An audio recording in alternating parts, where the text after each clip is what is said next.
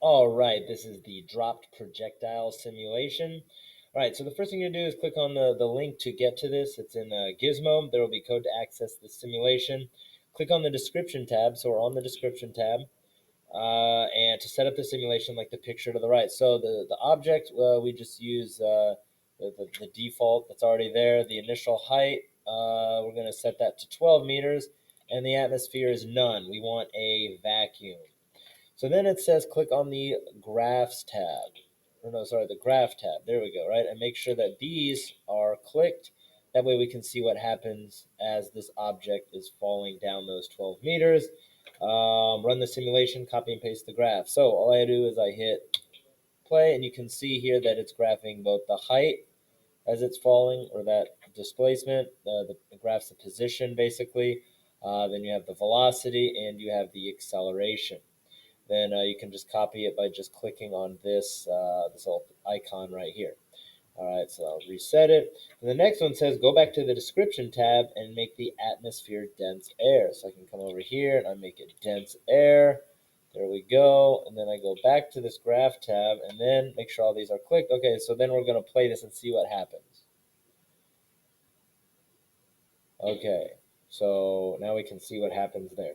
All right, then we answer the conclusion question saying, okay, well, if we're looking at these graphs, when graphing an object's position versus time, what does the slope of this line represent? So this is the position versus time, right? Look at the slope. Is it linear or not? What does this mean? Use the data to justify your answer. Then the next one says, well, when graphing an object's velocity versus time, so that would be this green one. What does the slope of the line represent? Is it linear or not? What does this mean? Use the data to justify your answer. So on this one, we're just looking at the first one, right? So that first graph. So if we go back to this one, we make it none. There we go, graph. So we're looking at this. Is this line linear? Right? What does that mean? What does the slope of this line mean? What does this? What does the slope of this line mean? Then it says, what directions are the velocity and the acceleration as the projectile falls? Explain what this means. So what direction are they moving? And you can see here there's you can show the forces if you want to as it's falling.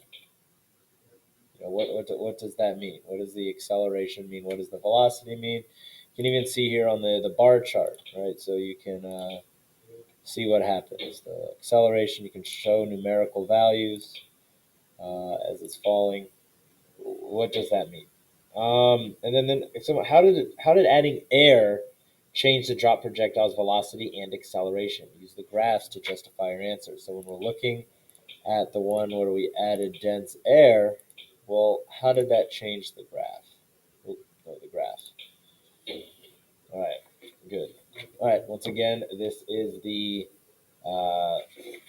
projectile or drop projectile simulation.